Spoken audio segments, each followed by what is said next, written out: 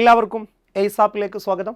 ഞാൻ മിർഷാദ് കാളികാവ്. നമ്മളിന്ന് ഭരണഘടനയിലെ അവിശ്വാസ പ്രമേയം എന്ന് പറയുന്ന ഒരു ടോപ്പിക്കാണ് എടുക്കാൻ പോകുന്നത്. കാരണം കഴിഞ്ഞ എക്സൈസ് ട്രെയിനി പരീക്ഷയ്ക്ക് ചോദിച്ച ഒരു ചോദ്യം ഞാൻ നിങ്ങൾക്ക് കാണിച്ചു തരാം. ഓക്കെ അല്ലേ? അവിശ്വാസ പ്രമേയവുമായി ബന്ധപ്പെട്ട് ശരിയല്ലാത്ത പ്രസ്താവന. അപ്പോൾ ആദ്യം എന്ത് പറയണം? എന്താണ് അവിശ്വാസ പ്രമേയം? അവിശ്വാസ പ്രമേയവുമായി ബന്ധപ്പെട്ട പ്രസ്താവനകൾ എന്ത്, അല്ലെങ്കിൽ അവിശ്വാസ പ്രമേയവുമായി ബന്ധപ്പെട്ട മറ്റുള്ള ഡീറ്റെയിൽസ് എന്ത് എന്നൊക്കെ നമുക്ക് എന്ത് ചെയ്യണം? അറിഞ്ഞിരിക്കണം. ഓക്കെ അല്ലേ? എന്തായാലും ചോദ്യം ഒന്ന് വായിക്കാം. എന്താണ് ഒന്നാമത്തെ പ്രസ്താവന? എന്താണ്? അവിശ്വാസ പ്രമേയം അവതരിപ്പിക്കണമെങ്കിൽ, അവിശ്വാസ പ്രമേയം പാസ്സായാൽ പകരം മന്ത്രിസഭ നിലവിൽ വരുന്നത് വരെ നിലവിലെ മന്ത്രിസഭ തുടരുന്നു. അടുത്തെന്താണ്? അവിശ്വാസ പ്രമേയത്തിന് സ്പീക്കറുടെ അനുമതി ആവശ്യമാണ്. അതുപോലെ തന്നെ മൂന്നാമത്തെ സ്റ്റേറ്റ്മെന്റ് ആണെന്ത്? രണ്ട് അവിശ്വാസ പ്രമേയങ്ങൾ തമ്മിലുള്ള കാലയളവ് 3 മാസമായിരിക്കും എന്നുള്ളതാ. അപ്പൊ ഇതിൽ ഏതൊക്കെയാണ് ശരി എന്നുള്ളത് എന്ത് ചെയ്യാം? നമുക്ക് ക്ലാസ് കഴിയുമ്പോൾ മനസ്സിലാവും. എല്ലാവർക്കും എന്ത് ചെയ്യാം? അവിശ്വാസ പ്രമേയം. സർക്കാരിലുള്ള വിശ്വാസമില്ലായ്മ അഥവാ അവിശ്വാസം പ്രകടിപ്പിക്കാൻ പ്രതിപക്ഷ പാർട്ടികൾ ഉയർത്തുന്ന പാർലമെന്ററി ആയുധമാണ് അവിശ്വാസ പ്രമേയം. ഒരിക്കൽ കൂടെ പറയാം. സർക്കാരിലുള്ള വിശ്വാസമില്ലായ്മ അഥവാ അവിശ്വാസം പ്രകടിപ്പിക്കാൻ പ്രതിപക്ഷ പാർട്ടികൾ ഉയർത്തുന്ന പാർലമെന്ററി ആയുധമാണെന്ത്? അവിശ്വാസ പ്രമേയം. അവിശ്വാസ പ്രമേയം അവതരിപ്പിക്കാൻ എവിടെ മാത്രമേ സാധിക്കുള്ളൂ?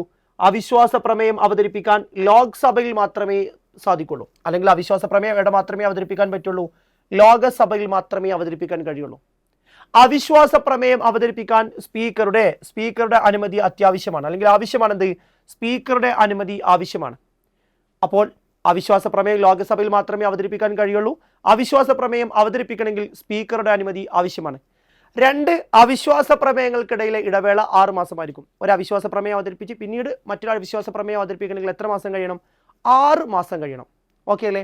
എന്നാൽ അവിശ്വാസ പ്രമേയം നേരിട്ട ഇന്ത്യയുടെ ആദ്യത്തെ പ്രധാനമന്ത്രി എന്ന് പറഞ്ഞാൽ ആരാണ്? അവിശ്വാസ പ്രമേയം നേരിട്ട ഇന്ത്യയുടെ ആദ്യത്തെ പ്രധാനമന്ത്രി നമ്മുടെ ആദ്യ പ്രധാനമന്ത്രിയായിട്ടുള്ള ജവഹർലാൽ നെഹ്റു ആണ്. അത് 1963 ഓഗസ്റ്റിലാണ്. ചൈനീസ് ആക്രമണവുമായി ബന്ധപ്പെട്ടാണ് ആ അവിശ്വാസ പ്രമേയം നേരിടേണ്ടി വന്നത്. അവിശ്വാസ പ്രമേയം ഇന്ത്യയിൽ ആദ്യമായിട്ട് അവതരിപ്പിച്ചതാരാണ്? ഇന്ത്യയിൽ ആദ്യമായിട്ട് അവിശ്വാസ പ്രമേയം അവതരിപ്പിച്ചാരാണ്? JB കൃപലാനിയാണ്. ഓക്കെ. ആദ്യമായി അവിശ്വാസ പ്രമേയം നേരിട്ട പ്രധാനമന്ത്രി ആരാണ്? ജവഹർലാൽ നെഹ്റു ആണ്. ഈ പ്രധാനമന്ത്രി എന്ന് പറഞ്ഞാൽ ആ സർക്കാരിനെതിരെയാണ് അവതരിപ്പിക്കുന്നത്. അതുകൊണ്ട് ആ സർക്കാർ എന്താ പറയുക, ഇപ്പം നരേന്ദ്രമോദി സർക്കാർ അല്ലെങ്കിൽ ജവഹർലാൽ നെഹ്റു സർക്കാർ, അപ്പോൾ അവരെ പേരിലാണ് അറിയപ്പെടുന്നത്. അതുകൊണ്ടാണ് അങ്ങനെ പറഞ്ഞിട്ടോ, അല്ലാതെ ഒരു വ്യക്തിക്കെതിരല്ല അവിശ്വാസ പ്രമേയം അവതരിപ്പിക്കുന്നത് എന്നുള്ളത് മനസ്സിലാക്കി വെക്കാം. ഓക്കെ അല്ലേ? അപ്പോൾ ഇന്ത്യയിൽ ആദ്യമായി അവിശ്വാസ പ്രമേയം അവതരിപ്പിച്ച വ്യക്തി ആരാണ്? JB കൃപലാനിയാണ്. ഈ JB കൃപലാനിയുടെ ആത്മകഥയാണെന്ത്? My Times. JB കൃപലാനിയുടെ ആത്മകഥയുടെ പേരെന്താണ്? മൈ ടൈംസ് എന്നുള്ളത് എന്താണ്? JB കൃപലാനിയുടെ ആത്മകഥയാണ്. സെറ്റല്ലേ? ഏറ്റവും കൂടുതൽ അവിശ്വാസ പ്രമേയം നേരിട്ട ഇന്ത്യയുടെ പ്രധാനമന്ത്രി ആരാണ്? അത് ഇന്ദിരാഗാന്ധിയാണ്. ആരാണ്? ഇന്ദിരാഗാന്ധിയാണ്. ഓക്കെ അല്ലേ? ഏറ്റവും കൂടുതൽ തവണ അവിശ്വാസ പ്രമേയം നേരിട്ട ഇന്ത്യയുടെ പ്രധാനമന്ത്രി ആരാണ്? ഇന്ദിരാഗാന്ധിയാണ്. എന്നാൽ ഇന്ദിരാഗാന്ധി എന്ത് ചെയ്തിട്ടില്ല? അവിശ്വാസ പ്രമേയത്തിലൂടെ പുറത്താക്കപ്പെട്ടിട്ടില്ല.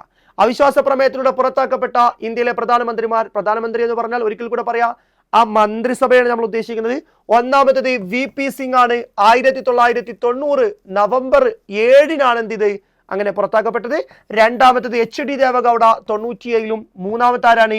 AB വാജ്പേയി 1999-ലും. അവിശ്വാസ പ്രമേയത്തിലൂടെ പുറത്താക്കപ്പെട്ട ഇന്ത്യയുടെ 3 പ്രധാനമന്ത്രി അല്ലെങ്കിൽ സർക്കാരുകളാണ്. ഒന്ന് VP സിംഗ്, 2 HD ദേവഗൌഡ, മൂന്നാമത്തേത് ആരാണ്? AB വാജ്പേയി ആണ്. ആരാണ്? AB വാജ്പേയി. ഓക്കെ അല്ലേ?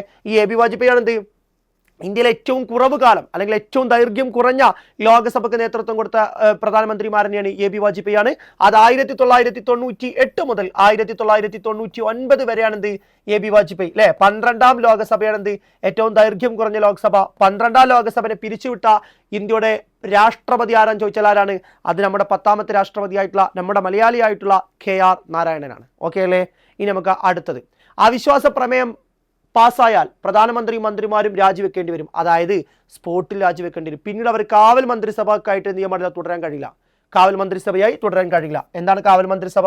അതായത് പുതിയ മന്ത്രിമാർ, പുതിയ എന്താ പറയുക, കാലാവധി കഴിഞ്ഞ് തെരഞ്ഞെടുപ്പൊക്കെ കഴിഞ്ഞ് പുതിയ മന്ത്രിമാരും മുഖ്യമന്ത്രിയൊക്കെ വരുന്നത് വരെ, അല്ലെങ്കിൽ പ്രധാനമന്ത്രിയും MP മാരൊക്കെ വരുന്നത് വരെ നിലവിലുള്ള ആളുകൾ തന്നെ ആയിരിക്കും എന്ത് മന്ത്രിമാരും മുഖ്യമന്ത്രി അല്ലെങ്കിൽ പ്രധാനമന്ത്രിയൊക്കെയായി തുടരുന്നത്. അതിനെ പറയുന്ന പേരാണ് കാവൽ മന്ത്രിസഭ അല്ലെങ്കിൽ കാവൽ മുഖ്യമന്ത്രിയൊക്കെ പറയാം. പക്ഷേ ഇവർക്ക് എന്ത് ചെയ്യില്ല? അവിശ്വാസ പ്രമേയം പാസ്സായാൽ ഇവർക്ക് എന്ത് ചെയ്യാവില്ല? സ്പോട്ടിൽ എന്ത് ചെയ്യണം? രാജിവെക്കണം. ഓക്കെ അല്ലേ? അവിടെ നമുക്ക് നോക്കാം. അവിശ്വാസ പ്രമേയവുമായി ബന്ധപ്പെട്ട് ശരിയല്ലാത്ത പ്രസ്താവനയാണ്. അവിശ്വാസ പ്രമേയം പാസ്സായാൽ പകരം മന്ത്രിസഭ നിലവിൽ വരുന്നത് വരെ എന്താ പറയുക, ഈ മന്ത്രിസഭക്ക് തന്നെ തുടരുന്നു. അത് ശരിയാണ്. കാരണം എന്താ? തെറ്റാണ്. ശരിയല്ലാത്ത പ്രസ്താവനയാണ് ചോദിച്ചിരിക്കുന്നത്. രണ്ടാമത്തെ എന്താണ്? അവിശ്വാസ പ്രമേയത്തിന് സ്പീക്കറുടെ അനുമതി ആവശ്യമാണ്. ഇത് തെറ്റാണ്. സംഭവം ശരിയാണ്. എന്ത് അവിശ്വാസ പ്രമേയം അവതരിപ്പിക്കണമെങ്കിൽ സ്പീക്കറുടെ അനുമതി ആവശ്യമാണ്. പക്ഷേ ഇവിടെ ചോദിച്ചിരിക്കുന്നത് ശരിയല്ലാത്ത പ്രസ്താവന എന്നുള്ളതാണ്. അതുപോലെ തന്നെയാണ് 2 അവിശ്വാസ പ്രമേയങ്ങൾ തമ്മിലുള്ള കാലയളവ് എന്ന് പറഞ്ഞാൽ 3 മാസമായിരിക്കും. അപ്പോൾ ഇതെന്താണ്, ഇത് ശരിയാണ്. കാരണം ഇവിടെ 6 മാസമായിരിക്കും എന്നുള്ള. ഓക്കെ അല്ലേ? അപ്പോൾ 1ഉം 3ഉം ആണ് ശരി. 1ഉം 3ഉം ആണ് ശരി. ഓക്കെ അല്ലേ? ഉത്തരം സി ആണ്. ഇതിൻ്റെ ഉത്തരം എന്താണ്? സി ആണ്. കാരണം ഇത് ശരിയല്ലാത്ത പ്രസ്താവനയാണ് ചോദിച്ചിരിക്കുന്നത്. ശരിയല്ലാത്ത പ്രസ്താവനയാണ് ചോദിച്ചിട്ടുള്ളത്. അപ്പോൾ അവിശ്വാസ പ്രമേയം എന്നുള്ള ടോപ്പിക് എന്ത് ചെയ്യുക, നമ്മളിവിടെ അവസാനിപ്പിച്ചു. കൃത്യമായിട്ട് എന്ത് ചെയ്യുക, പഠനം മുന്നോട്ട് കൊണ്ടുപോകുക. കൃത്യമായ പഠനം മുന്നോട്ട് കൊണ്ടുപോവുക. ഇതുപോലെ ഇൻഫർമേറ്റീവായ വീഡിയോകൾക്ക് വേണ്ടി ASAP ഫോളോ ചെയ്യുക.